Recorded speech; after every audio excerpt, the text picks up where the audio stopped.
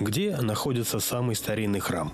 Как прошел День трезвости в Кумертау и когда отмечается Рождество Пресвятой Богородицы? Об этом и не только вы узнаете в программе «Дорога к храму».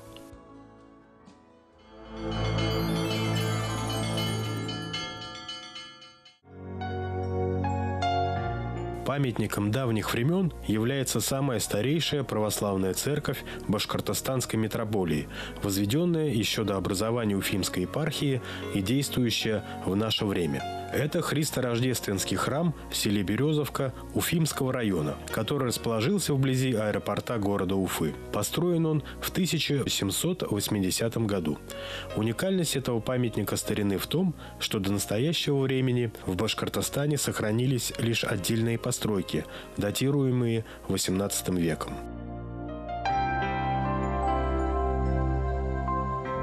Построен он помещиком Третьяковым. Здесь вот видите, что есть сверху резонансные окна для большей такой акустики, для слышимости. Поэтому, когда здесь происходит служба, здесь такой вот очень легко служить, то есть и молиться хорошо, потому как храм старинный, намоленный. Скромная белоснежная церковь стоит на главной улице села. Ее легкий и нарядный декор восходят к традициям допетровского времени. В дореволюционные времена это место было оживленным. Здесь проходил Оренбургский тракт, а само село объединяло 3 населенных пункта. На службы шли прихожане из близлежащих деревень – Нижегородки, Зубово и Осаргино. Не упускали возможности помолиться о благополучном путешествии и проезжающие мимо купцы. До 2000 человек из окрестных сел собиралось в этих стенах на большие праздники. Более 300 лет здесь молились, православные христиане приходили, прихожане. Наш храм был закрыт перед войной, и здесь сделали столовую, летчики здесь питались. В алтаре здесь была кухня, где варили, готовили, котлы стояли. Перед войной в 1939 году был закрыт храм, потом храм передали под зернохранилище. Здесь было зернохранилище, ссыпали пшеницу сюда. Но здесь еще есть и подвал то есть вот, местные рассказывали, что здесь, когда пол обвалился, то туда и мальчишки забирались, и очевидцы говорили, что здесь были даже 3 гроба, захоронения такие тоже. Я считаю, это такие вот, может быть, даже и вот тех помещиков, которые здесь вот этот храм построили. После зернохранилища здесь он был просто брошен храм. Отдали потом в 2003 году, передали и восстанавливали храм здесь уже спонсоры. Здесь еще у нас предел Николая Чудотворца, называется еще зимний храм, то есть зимой тоже служили там, обогревался он. И здесь мы таинство крещения совершается. Мы здесь тоже вот на празднике Николая Чудотворца, когда у нас престольный праздник, то здесь тоже мы здесь совершаем службу. Также у нас здесь есть крест, который стоял на куполе храма. Это старинный крест. Сделан он кузнечной работы. Вот ему тоже также 300 лет. Торжественно он находился в Рождества Богородицы, в храме Рождества Богородицы. Сейчас он является кафедральный собор. Вот оттуда мы его сюда привезли. То есть здесь вот он у нас находится теперь как реликвия нашего храма. Здесь регулярно совершаются молебны о тех, кто отправляется в дорогу. И стало быть, под защитой оказываются не только работники Уфимского аэропорта, но и пилоты и пассажиры, пролетающие над храмом. Кроме того, не раз священнослужители и верующие ходили крестными ходами вокруг взлетной полосы и аэровокзального комплекса. Люди, которые приходят даже первый раз в храм, то чувствуют, что здесь какой-то благодать Божия. Даже некоторые говорят, что когда заходим, здесь какое-то другое состояние у них души, другая какая-то такая атмосфера. Сейчас богослужения в Христорождественском храме проводятся по выходным, вечером в субботу и утром в воскресенье, а также по большим праздникам. На службы народу собирается мало, но этот скромный храм всегда открыт для всех желающих. Ведь чем старее храм, тем больше произнесено в нем молитв и тем сильнее намолено это место.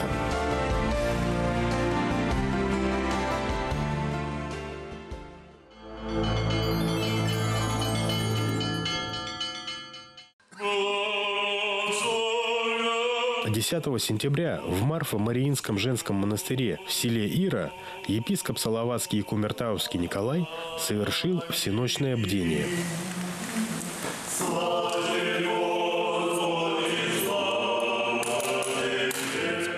После всеночного бдения епископ Николай обратился к прихожанам с проповедью и преподнес в дар Марфо-Мариинскому женскому монастырю отреставрированную икону «Небесное величие Богоматери».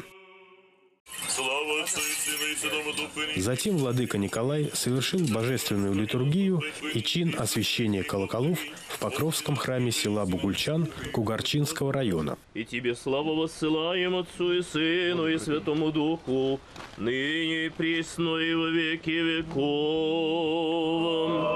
Аминь». Путешествуя по этим горам, я видел, что в каждой башкирской деревне стоит мечеть. А у нас православных храмов очень мало. И что-то мне пришло в голову, или что-то мне кто-то подсказал. Я долго думал, затем обратился к архимандриту Николаю, чтобы он дал совет, чтобы построить эту церковь, или что. Потом обратился к владыке Никону за благословением. Мне благословили, и я потихонечку начал строить церковь. В течение 5 лет строилась эта церковь. Я сердечно и искренне рад сегодня вас приветствовать, совершая впервые здесь, в отстроенном храме, божественную литургию, за которую вы также смогли сами непосредственно принять молитвенное участие. И я безгранично этому рад и нахожусь в особом состоянии духа. С каждым днем, неделей мы приближаемся к тому дню, когда будет совершен чин великого освящения храма. 6 дней трудись, работай, делай дела твои, а 7-й день посвяти Господу Богу твоему. Но и в 7-й день мы в неделю 1 или 2 часа не находим в своей жизни, чтобы посетить храм, совершить молитву, принять участие в таинствах церков, где здесь, в храме, совершается соборная молитва. Тем самым вспоминая слова самого Христа, где 2 или 3 собраны во имя Мое, там и я посреди них. Порой в молодом возрасте или в среднем мы думаем, что когда наступит пенсия, в старости, у нас будет очень много и достаточно времени задуматься о нашей жизни, о жизни вечной, о нашей земной жизни. Ради чего, для чего мы живем, существуем. Чтобы посетить храм, мы думаем, очень много будет достаточно времени, когда мы идем на пенсию. Но только мы переступаем пенсионный порог, как та же самая картина выливается перед нашими глазами воочию. То же самое житейское море погружает нас с головой. Мы в него погружаемся. Дети, внуки, престарелые родители или не совсем полноценное здоровье. огороды. Все это хорошо, прекрасно. Необходимо также и об этом думать. Но нужно находить в своем графике, в жизненном, также и посвятить время Богу. Подумать о нашем существовании, о нашей земной жизни, о жизни вечной. Чтобы нам не было в час смертный, когда нас призовет Господь. Обидно перед самим собой, перед Богом или перед нашими ближними за бесцельно прожитые годы. И поэтому, дорогие мои, я хотел бы вас призвать, чтобы вы посещали храм здесь, в Селеса, чтобы приобщали к этому детей, внуков или же даже родителей своих. Раз, два.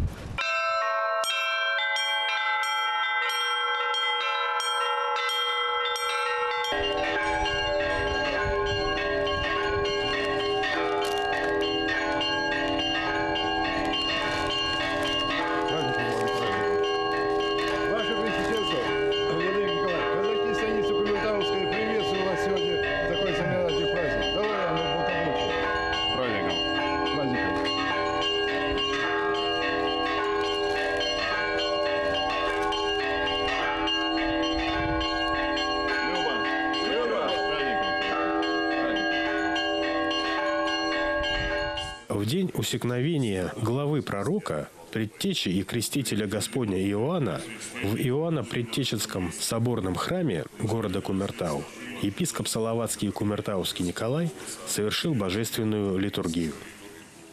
По окончании сугубой ектении архипастырь молился о прекращении междоусобной брани на Украине.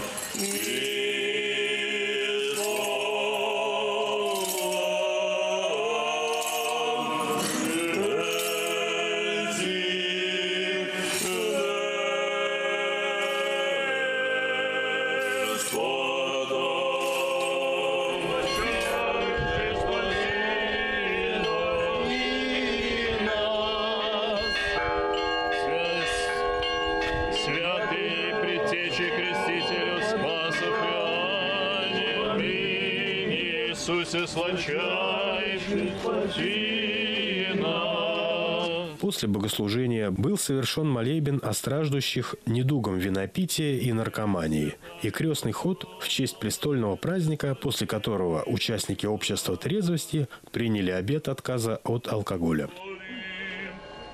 Господи, помилуй, Господи, помилуй, Господи, помилуй. Прости, услышимся на Евангелие. Мир всем. От Луки Святого Евангелия чтение. Слава Тебе, Господи, слава Тебе. Иди ко спасительному воздержанию, по полетении согрешений вольных и невольных, да вселится в них благодать Твоя просвещающая и очищающая всякого человека. Исцели их от тяжкого недуга пьянства и наркомании, освободи от омрачения духовного и окаменения сердечного, даруй им здравие душевное и телесное, направи на путь трудолюбия и благочестия. Услыши милостивый Господи вопль родителей сродников. Затем епископ Николай обратился к прихожанам с проповедью и зачитал обращение святейшего патриарха Московского и всея Руси Кирилла по случаю Дня трезвости. Как известно из евангельского повествования, муж праведный и святой был жестоко и безрассудно убит Иродом. Человеком, который берег его и многое делал, слушаясь его. Но, будучи одержим хмельным весельем и впечатленный плясками женщины, царь не захотел отказывать ей в коварной просьбе и обезглавил угодника Божия. Трагически Трагическая кончина крестителя Господня стала последствием решения, принятого под воздействием вина. Этот отрицательный пример показывает, что пристрастие к спиртным напиткам или иным средствам, одурманивающим человеческое сознание, заглушает голос разума, затуманивает нравственный взор. Зачастую этот порок толкает людей на необдуманные и даже преступные действия, что с очевидностью показывает его разрушительный характер, проявляющийся не только в физиологической, социальной, но и в духовной сфере. Русская православная церковь призывает каждого осмыслить вспоминаемое сегодня событие, осознать причину греховного падения царя Ирода и по мере сил побеждать пагубную страсть, отказаться от чрезмерного употребления алкоголя, предостерегать от пристрастия к нему ближних и дальних, воспитывать юное поколение в духе верности евангельскими идеалами воздержания. Отрадно, что при многих храмах действуют службы помощи людям, зависимым от алкоголя и наркотиков. Это свидетельствует о неравнодушии и милосердии членов приходских общин. Дай Бог, чтобы подобные инициативы развивались, содействуя исцелению страждущих от греховных недугов и преображая наше общество. Также вручил удостоверение всем окончившим богословские курсы при Иоанно-Предтеченском соборном храме. Я являюсь автором 2 учебных пособий по мировым религиям, и тем не менее узнал для себя много нового и постараюсь применить полученные знания в своей дальнейшей педагогической деятельности. С Богом. Аминь. И наградил за усердные труды во славу церкви и по случаю 60-летия юбилея руководителя народного хора «Уральские узоры» города Кумертау Тамару Столярову. Акция.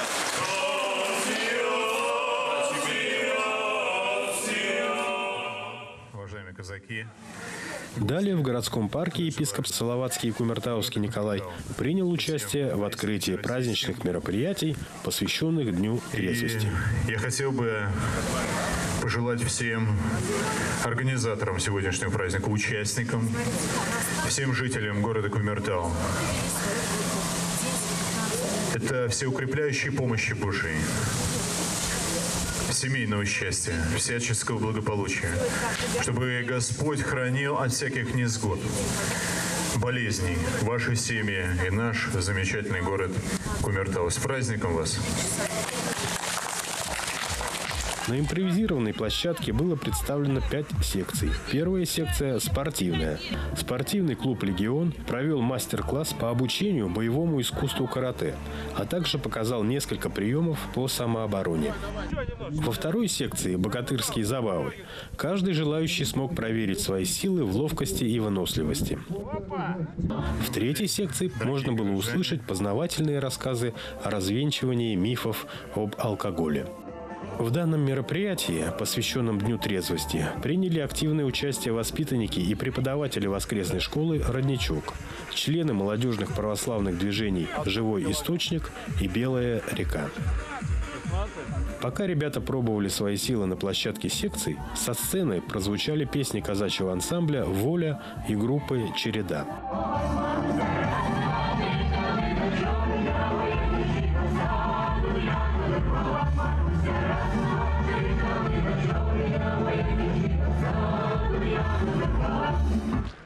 В этот же день прошла футбольная встреча между командами осужденных исправительной колонии номер 7 города Мелеуза и епархиального молодежного православного движения «Живой источник» города Кумертау.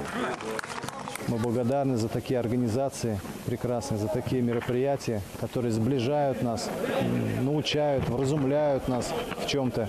Это прекрасно. То, что и для осужденных ребят, которые здесь находятся, что они понимают, что они не забыты церковью, не забыты священниками, служителями. Вот. Поэтому мы открыты всегда на это. Мы приходим сюда с удовольствием, когда нас только приглашают, зовут, мы приходим сюда. В этой колонии я когда-то отбывал, сам в 90-е 3 года сидел. Такого не было. И сегодня вот при содействии епископа Салаватского Кумертауского, владыки Николая, это организовано, это прекрасное мероприятие, и оно по всем учреждениям в Башкирии, в Салавате, везде организуется владыкой, епископом Николаем Салаватским Кумертауским. Поэтому мы очень благодарны за такие мероприятия и всегда открыты наши сердца для таких мероприятий хороших, посещать любые колонии, где нас примут.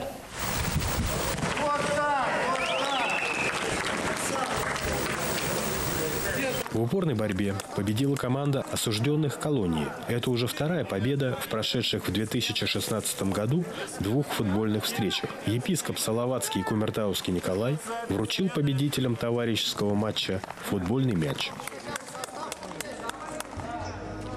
Спортивные мероприятия в исправительной колонии номер 7 стараются проводить регулярно, ведь это имеет огромное и важное значение для ресоциализации заключенных.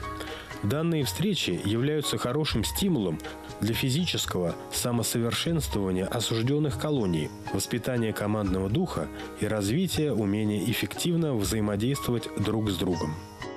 Господь наделил человека разумом, и человек – богоподобное существо. Необходимо нам задуматься, чтобы не совершать ошибок в нетрезвом состоянии. И упаси Бог преступных. И пусть Господь по молитвам великого пророка, по молитвам своей Матери, Царицы Небесной, избавит нас от всех подобных поступков, чтобы Господь хранил нас, и вас в первую очередь. Терпения вам, дорогие мои.